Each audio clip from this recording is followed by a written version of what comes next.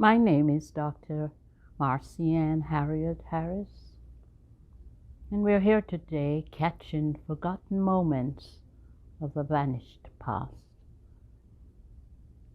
Permit me just 1 minute, Pastor Rose, to ask us all here to look inwardly and think of how we would like to be remembered when our time comes, or what we would like our friends and family to say about us at that time. It can be different kinds of remembrances and thoughts from various relatives and friends. And it happened today when the beloved deceased brother, Mr. Lyndon Stoddart, gave us his own thoughts and remembrances and reflections of his brother. I will just add to these thoughts because I know some of us will say, I didn't know that about Keith. I didn't know he was part of a music group, and so the family has asked me today to acknowledge their beloved Keith and father and grandfather. And so today I read about Keith Earl Stoddart. Keith Earl Stoddart was born in the sunny Isle of Jamaica, West Indies, to parents Ethelyn Maud and Cyril George Stoddart on August the 5th, 1935, in a Christian home environment. His early upbringing, training, and nurturing prepared him for a future life where he was loved and cared for by family and friends. He attended the Kingston Technical High School in Jamaica, where he earned a Certificate of Distinction in Accounting from the Royal Society of Arts, London, England. This started his career of employment with various ministries and departments in Jamaica, to include Account General Department, Ministry of Housing, Director of Finance in the Ministry of Labor, Ministry of Industry and Commerce, Ministry of National Security and Justice. His preparation of annual financial budget, when reviewed, were finally submitted to Parliament. His career life began when he answered directly to the then Prime Minister, the Honorable Mr. Edward Seaga, concerning the preparation and administration of a ministry's annual budget. Keith was known as a strong communicator with excellent verbal, written, and interpersonal communication skills. The business and accounting fields for 48 years enjoyed his solid accounting experience in government service and private enterprise. He experienced the respect and support of many of his colleagues in the civil service. He was always very courteous, helpful to members of the public who would seek his help and advice. The Empire State College of SUNY, New York, awarded him his degree in business administration.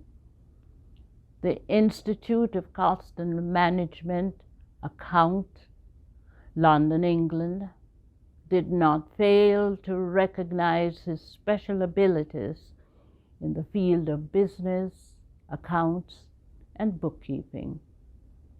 He was invited to become a member of the American Institute of Professional Bookkeepers in Rockville, Maryland. His own government school during his early career did not forget to recognize this signature holder by the Secretary of the Royal Society of Arts, Manufactures and Commerce, London, England. He was awarded the Order of Distinction, an officer, and this record of public service in 1954 to 1986 landed his civil services in Jamaica, West Indies. Keith dedicated a significant portion of his time to the development of Jamaican music through the various stages of mento, ska, rocksteady, reggae, and jazz. He was also known to be a classically trained guitar player, tutored by his own father on the Hawaiian guitar. He was recognized as one of the pioneers of Jamaican music through his participation in a number of radio and TV programs, including the Lou and Rani shows on the Jamaica Broadcasting Radio program. Keith was also honorable treasurer of the Jamaican Federation of Musicians for many years, and in 1981 he was a recipient of the Certificate of Appreciation, and for his contributions as a pioneer of Jamaican popular music by the Prime Minister, the Honorable Mr. Edward Seaga. And because of his work, he enriched the Jamaica's national heritage. Although a classical guitarist, Keith was ranked with the famous, talented jazz guitarist Ernest Ranglin. Keith migrated to the United States, where he worked with the National Urban League as an accountant for many, many years until his retirement. But he still continued his participation with the Jamaican Folk Review in Florida, USA. They formed an authentic mento band called Talowa, which played music with the infectious traditional beat and which emerged from the fusion of European and African rhythms.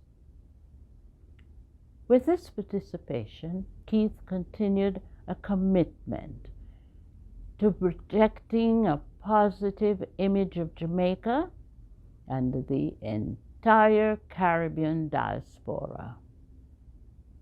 In 1981, he was given a Certificate of Appreciation for pop music development in Jamaica. Keith never forgot his God. He was a baptized member of the City Tabernacle Seventh-day Adventist Church in New York City. And when he and his family moved to Florida, they became members of the Lauderhill Seventh-day Adventist Church. He was married to the then Helene Brown, who became Stoddart, for 62 years. The marriage produced two lovely children, Keith Jr. and Dr. Janet Stoddart, who became an outstanding dentist in the United States of America. This larger-than-life character, Mr. Keith Earl Stoddart, left this world on the 23rd of June, 2022, and also left so many people to mourn his loss.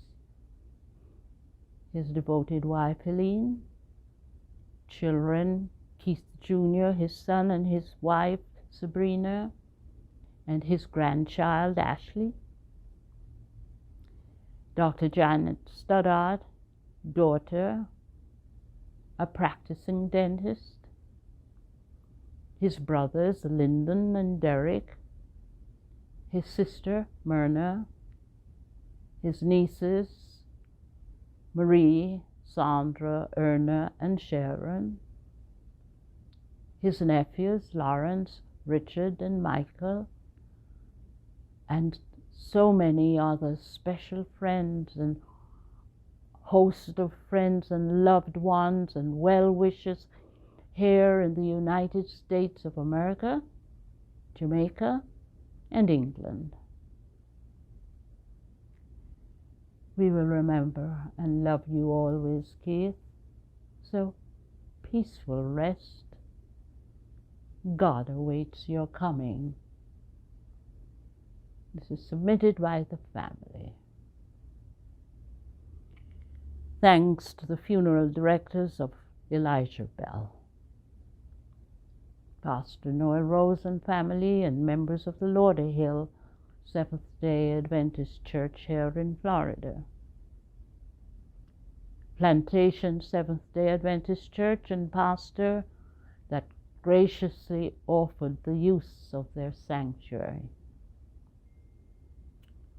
And you're all warmly invited to continue sharing your memories of Keith in the fellowship hall of this church after the service. And there you're going to meet also my adopted brother, a deacon, Linton Rowe, who has provided a sumptuous repast.